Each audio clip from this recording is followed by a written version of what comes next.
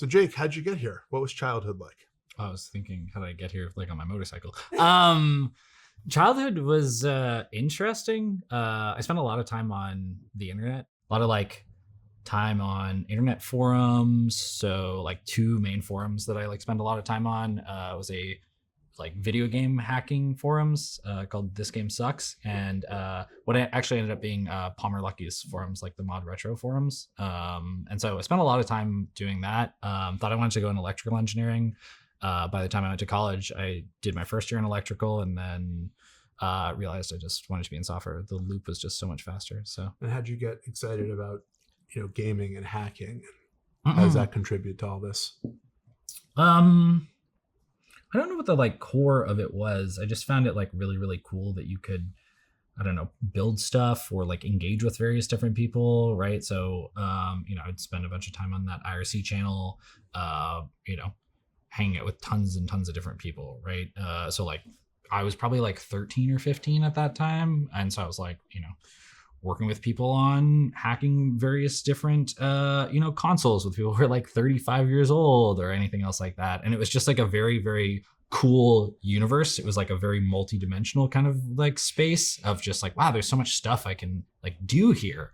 And then a lot of the time I would spend my time, doing the things that I needed to at school. And then I was like, okay, well, I want to go back there basically. Right. And so that's how I ended up spending a lot of the And time was the there. beauty in gaming and hacking the creative and visual and aesthetic side, or was it the technical building and deconstructing side?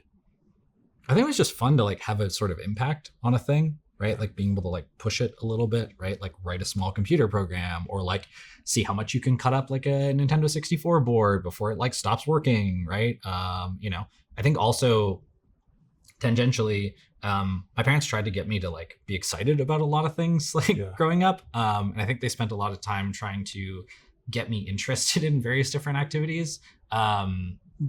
Many of which like pretty close to none that I was actually interested in.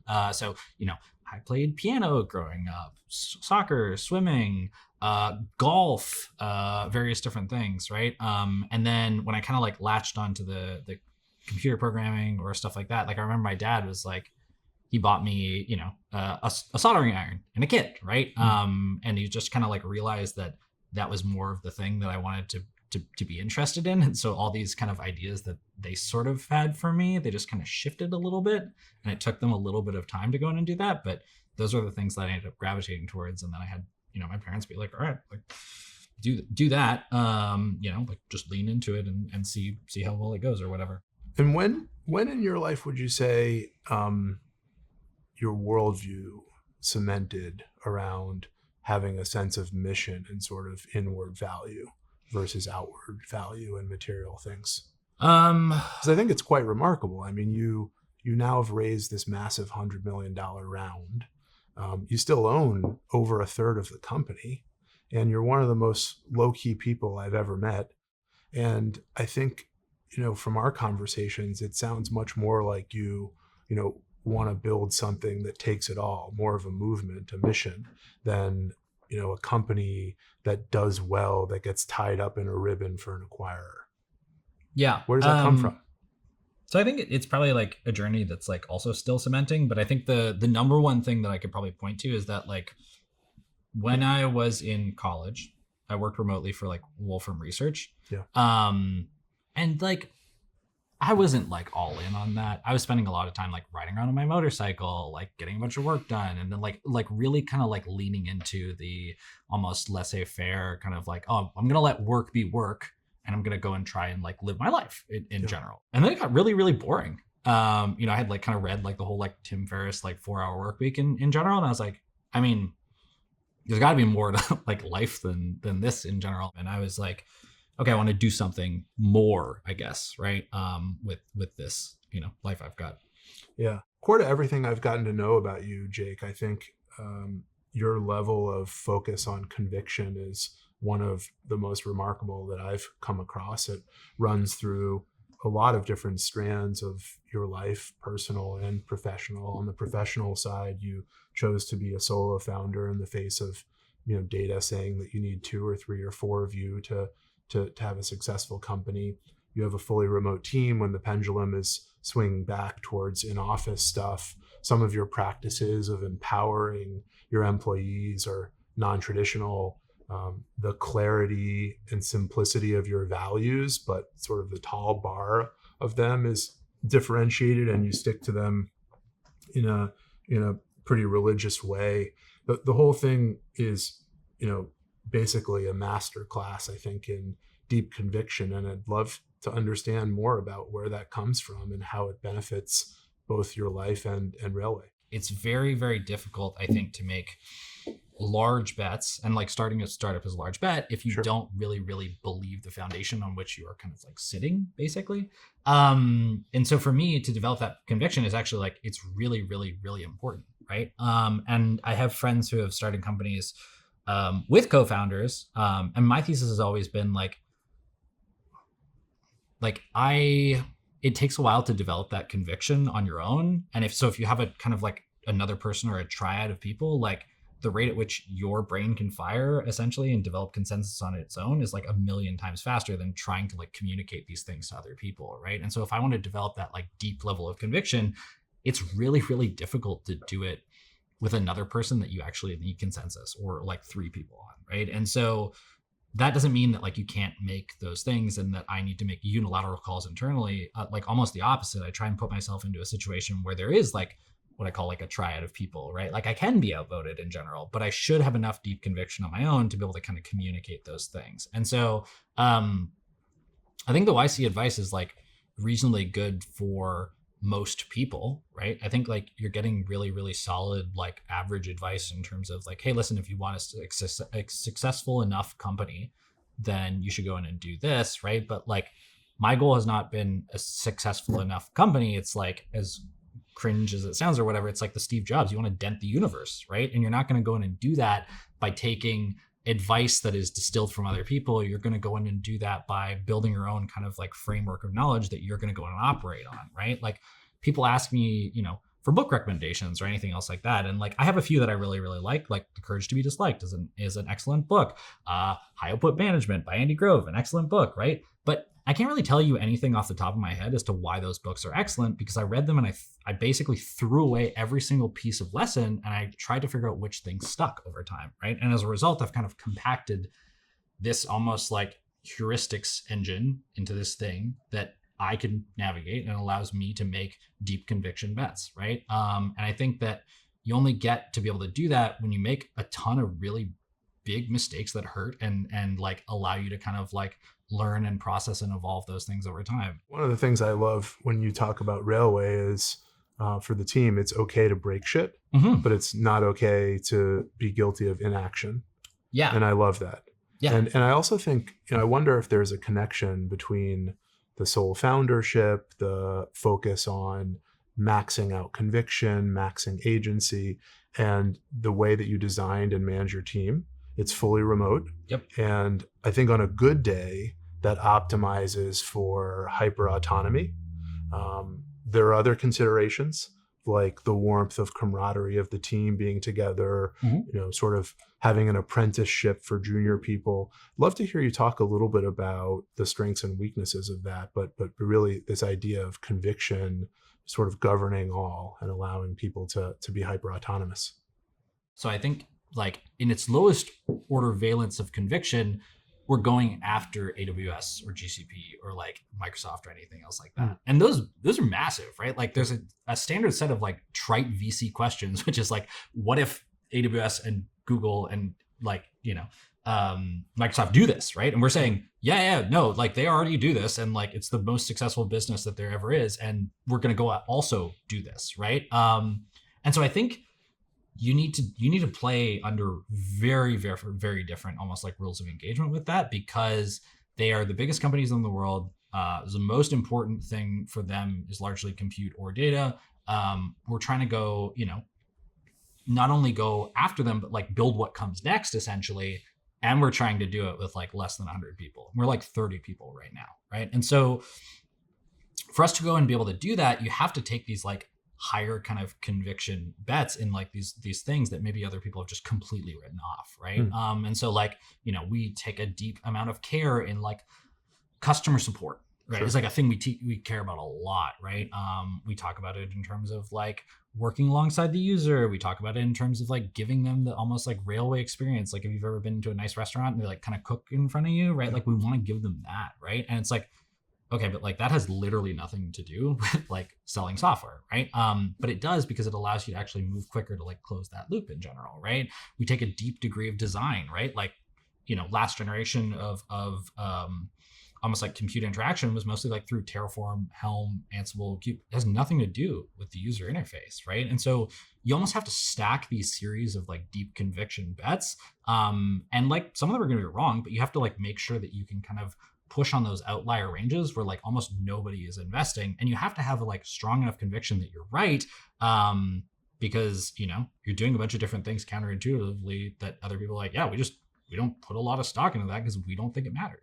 And one of the things I always, sort of marvel at in the way that you've gone about Railway is you decided to go after one of the biggest behemoths of all, which is AWS in a sense. And sophisticated engineers can still essentially use AWS to do a lot of what you're doing. And so in that sense, it was fundamentally incredibly ambitious. Some people call it the hardest problem in DevOps overall. How did you allocate your time between building up sufficient privacy and cybersecurity to make your customers comfortable versus design and UX to make it fetching and easy for customers to use and way better, 10x better than alternatives out there, but then at the same time actually build the product to a level of integrity and competence that you could credibly have people trusting to work with you versus more established $10 billion plus players? Yeah. I think it's a lot of trade-offs, but if you have a lot of context on the space, you can make almost the right trade-offs, right? You can almost think of it more as like a graph, and you're trying to decide what the right kind of like cut of the graph is, right? And so for us, we always want to make sure that we do right by the user from a perspective of like, we take data very, very, very seriously, right? Like we can never, ever, ever lose data, right? Yeah. Like that's a fundamental thing, right? It's like a fundamental law of physics, basically, right? You can't undelete data, right? So you need backups, you need all of these other things. You need to make sure that things are secure, but at the same time, you can't just completely like deadhead pure on security, right? Because there are kind of like benefits and trade-offs in terms of, well, you could use that in terms of velocity, that we could build differentiated experiences, right? And so we follow a loop in terms of almost what we call internally priority boarding. It's our beta program, right? And so all of the kind of hardened core that we have of Railway is essentially, it's not like a 0 or 1 shipping process. It's kind of like a continuum, right? So you start with something that's in priority boarding, that's in beta. It might, have bugs. It might have all these other things, right? But as we work with those users and as we kind of build that kind of like, hey, listen, we'll work alongside you kind of experience, we get to harden a lot of that, right? And we get to almost like move up the value chain with those users as we're going and building those experiences, right? And so those new experiences, they'll start out on like free users or like hobby users or anything else like that, right? And we'll work with them, right? And then over time, as those features get better and better and better, we move on to like the pro users or the enterprise users, right? And they have varying different levels of constraints that they will kind of like roughly go towards, right? And so that allows us to build those like features progressively, not just with the way that they're using the features, but with the like constraints sets that they need, right? Like maybe the users over here on the enterprise or pro plus side like need SOC 2, right? Sure. And maybe Johnny Free App vibe coder doesn't even know what SOC 2 is, right? And so to apply this directly to this is actually like you could use your energy in various different ways. And speaking of vibe coding, I look at Claude Code, for example, which didn't exist or have an equivalent even a few years ago. Yeah. And now it's improving a mile a minute. Yep.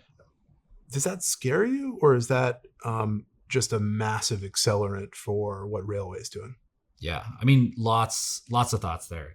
In general, it's scary and it's anxiety inducing, but it's also so exciting. There's just a massive shift in terms of what the models are able to go in and do, the rate at which engineers are able to go in and build. Like you used to have this concept of like a 10x engineer, right? And I think with these tools now, you almost have this concept of like a 10,000x engineer, right?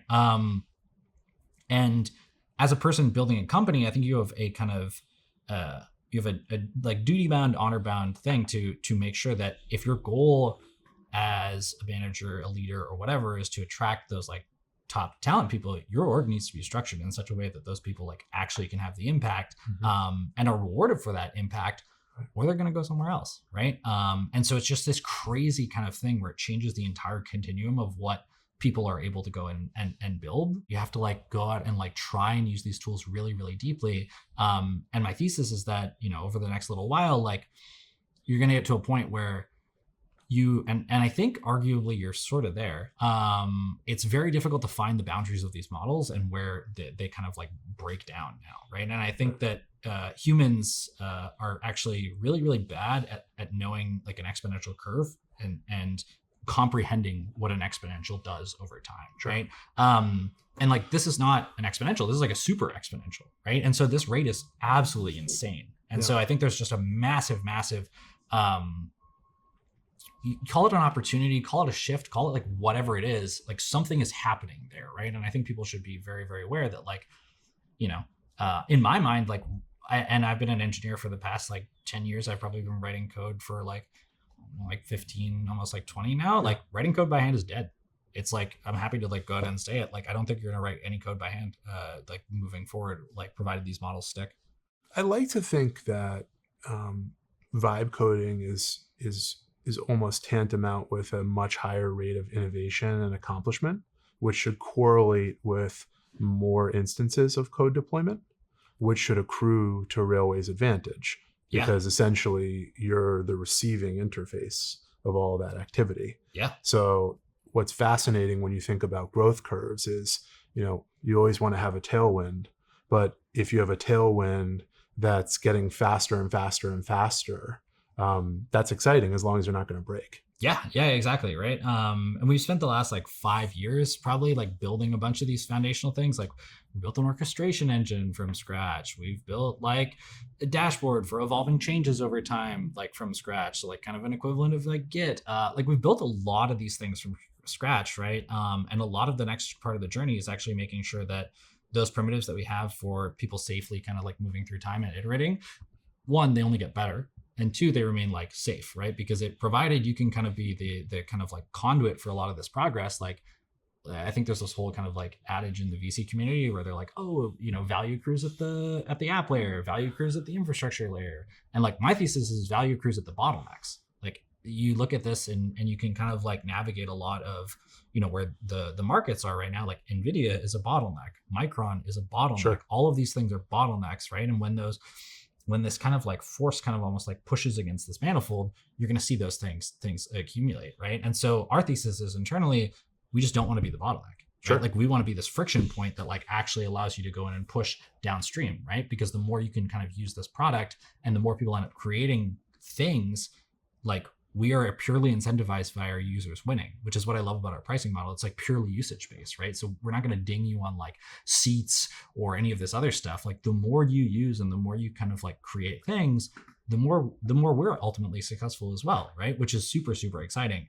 But it's also like watching a, you know, like a freight train like come at you at like 500 miles an hour. Right. You're like, oh my God, like we have so much track to like lay, right? If this is the rate at which these things are moving, right? I mean, the crazy thing is for a while now, it's almost become a cliche to talk about the 10x engineer, which essentially means that one engineer would be as good or better than 10 regular engineers. Yes. But you are talking about a 10,000x engineer these days. And in some ways that makes a lot of sense.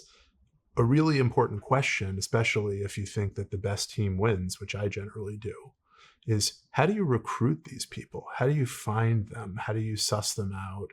How do you cultivate them when they join to achieve that potential? Because if there's actually such a thing as a 10,000x engineer, if you get them to only 20x, then you're missing out, you know, 500x. Yes, exactly. Right. So tell me about your framework on recruiting, your tales from the trail of what's worked, what hasn't, your go-tos. We've always looked for people who build something of substance, right? And so like building marquee features or important parts of a product, right? Like one of our recruiters internally says, I don't care what company you worked at. I care what you worked on. Like, was it important? Did people care? Was it Yeah. interesting? Like, was there depth to it in general? Right. And I think that when you find people who care about these things and kind of like build these like massive, call them like cathedrals or hyperstructures or whatever you want to call them, they can talk about those forever. Right. Like you can poke and you can push these people every layer down, and they're going to have a really, really solid answer for that. And conversely, when you push people and poke people that are masquerading or trying to like, purport for somebody else's work, you can actually watch it like fall apart in real time, right? They'll almost like backdate and be like, oh, well, that was actually some other team in general, right? And so I think sussing that out and looking for people who have genuinely built things is like really, really important, right? So like, there's this conventional advice in resumes where you'll say, oh, you cut costs by like 75%, or you like go and all of these other things, right? And I call these 0-calorie line items because they don't actually mean anything. It's like, well, you could have cut costs by 100% by closing down the business altogether. Right, exactly, right? And so they don't actually mean anything, and they assuredly don't tell me or like the observer anything about what kind of work that you care about and that you need to be doing, right? And I think another thing that you can find with those people who actually really, really care about their craft or the things that they want to go in and build, they have a really strong through line for a lot of stuff they want to go in and build, right? Like the person who built our data centers, like, has been building up to this. Like they built like bunch of like physical hardware and all of these other things, right? And they're like, I really want to go in and do this. I was like, excellent, you should do this here. So I think sussing out those places where you have people who are in it for, the love of the game or whatever, right? Like they're there, right? And those are the people that we've really, really aimed to like go out and hire, is like not people that like want a job or anything. Other than like examining marquee accomplishments, which makes a lot of sense, do you have any other favorite interview questions or ways of sort of examining what somebody's life has been about? Yeah. I like to ask questions called like, around like, what was the most amount of risk you ever took? What was the hardest you ever worked? Yeah. When is the biggest thing something's ever backfired on you? Like, what was your biggest like marquee success in your career? What do you want to go and do more of? And so take something like, what was the hardest thing you ever worked on, or what was the hardest you ever worked, rather? Yeah. What's an example of how you actually use that? Yeah, so I think what I like about that question is actually I don't really care what the thing was. Like right. I do actually, right? So, but it's like I 20% care about what the thing was, and I 80% care about like why you did it, right? Like what was that thing like worthwhile doing, right? And so I interviewed somebody a little while ago, right? And I asked them about this stuff, right? And they worked on some pretty hard problems in general, right? But the one that they quoted was pretty much right out of college. They worked with a bunch of like grad students in general, right? And they were like pulling all-nighters to like go in and set them up for that, right? And so when that person kind of like came in, and the way our onboarding works is you have 2 weeks of tasks, which is like really straightforward stuff, 2 weeks of problems, which you can probably solve in a variety of different ways, and then 2 weeks of opportunities, right? And so when that person came to their opportunities, it was like of no surprise to me that they wanted to work on something like first-time user experience, because I knew that they cared about other people a lot, right? And it helps you actually gauge and inform a tradition of user empathy and just totally aligned. And that probably also dovetails with your pretty extraordinary level of empowerment of teammates. I think you have like a 50 or 100K credit card limit for new employees. Just sort of kick around on what they think is important and interesting. We really do try and put people in a spot where they can actually work on those problems. They're deeply, deeply interested, excited about all of those other things, right?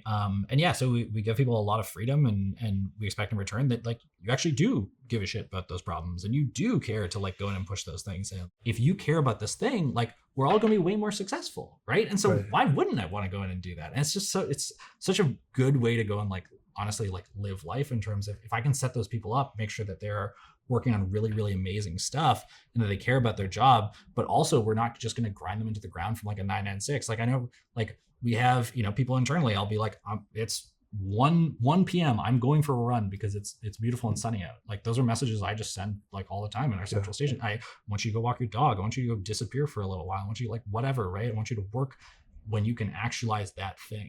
And what would happen if we turned your favorite question on you and asked you what you worked the hardest on in your life and what we can glean from that? I think this would actually be like the hardest I've ever worked was actually on myself, if that makes sense. And And so like I'm an engineer, like an engineer through and through, right? And like we've scaled this company and we have, like 30 people now in general. And I get such deep joy actually like working with those people, right? Like finding that spot where we can empower them and genuinely set them up to do the best work of their life.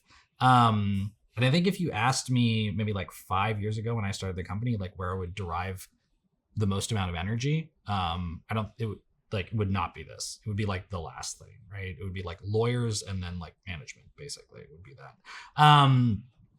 And so the hardest I've ever worked was actually figuring out not like how to take management seriously, but how to tee those people up for success and how to work deeply with people in general, right? Like every single person I believe has like either a limiting belief or a quirk or multiple or anything else like that. And like, you can find these things like you can find those things annoying, right? Or whatever, but you can also find them like deeply charming, right? Like that has to come from like somewhere, right? And getting to work with people on empowering them to do that while also simultaneously helping them level up like as humans so they can go in and ship all this stuff. Like, I took that break and I went into like Claude Code, and it's just like it's like the best piece of technology I've used when you combine it with a lot of the railway stuff. Like it's a full autonomous loop on just shipping and deploying software. It's crazy, right? And every fiber of my engineering being should basically be like, oh my God, I just want to like go and just like do all of this stuff in general, right? And I'm using it for a bunch of different things now,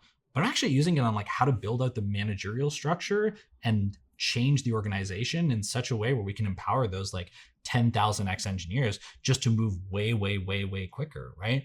So I think that that's kind of the main thing that I would say in terms of like evolving over time, right? I like the person that I'm becoming. Yeah, that's fantastic. And just to workshop an idea that I've been thinking about on this sort of railway Claude Code loop, it essentially democratizes ideation through technology, and it allows everybody a seat at the table, and the best ideas should win. It's not subject to traditional barriers to entry like capital, coding skill, ability, Connections, like connections, everything all else like these that. kinds of things. And when I think about it in kind of a non-commercial lens, the fact that railway is so integral to that movement, if that theory is correct, means that I think what the company is doing really transcends the question of, being a company, and it's more of an accelerant of, sort of a big movement in society. And that feels really good and is in line with, I think, how you think about things. Yeah, I mean, just the aspirations that we have for the company, right? Like that is close, but it's still like there's so much more we can go in and do, right? Like we've reoriented our entire roadmap around a lot of these changes that we believe that we are seeing in terms of where a lot of this stuff is going. We want to work really, really hard to make sure that like everybody does have access to this thing. Like people should be able to like build and deploy anything. They should be able to move safely through time. They should be able to never like have their users' data like at risk. They should be able to like go back and like we have backups, right? And a lot of really, really cool features coming down the pipe where you can just move so much more rapidly, but also safely, right? Like we want to make sure that people don't, put themselves in a spot where they just like blow up their entire like production app or like lose their data or anything else like that, right? So it's just such a like crazy, interesting time, right? And I feel like I, was aware of these things, but like the world I left before Christmas is like a different world that you're coming back to in general. And like the scope and stakes of the ambition is just like so much higher, right? And so I'm just like really, really excited for us to just like go and just like fire it. So I don't have the statistics off the top of my head, but if I had to venture a guess with odds, I would give you odds on this. Mm-hmm. The average startup that's somehow able to go from 50 million of ARR to 500 million of ARR doesn't grow from 50 to 500 at a smooth growth rate. Rather, they pick certain spots to catapult themselves and step function up to the next level, bend sort of the convexity of their growth curve almost vertical for a period of time. Yep. Of course, mature public companies usually have some stabilization, but at the stage you're at, I think that's how it goes. And when I look at railway, I'm blown away by how much you've accomplished with almost crickets on the marketing and go-to-market side. In some ways, I applaud the elbow grease and ingenuity of your relatively small team making it all happen. But it's unusual to accomplish that much with almost nothing in those areas. It's a testament, I think, to product love and user pull. But from Thanksgiving to now, in the space of, call it 2 months, you now have an additional $100 million, a big bazooka gun to shoot specifically at GTM and marketing and all these kinds of things. And when I think about that, it almost brings to mind the analogy of a rocket launch, which is for many years, over hundreds, thousands, tens of thousands of people, billions of dollars of investment, there's preparation for a rocket launch. And when it actually happens in a matter of seconds, the whole thing either blows up, combusts, or it has a glorious launch.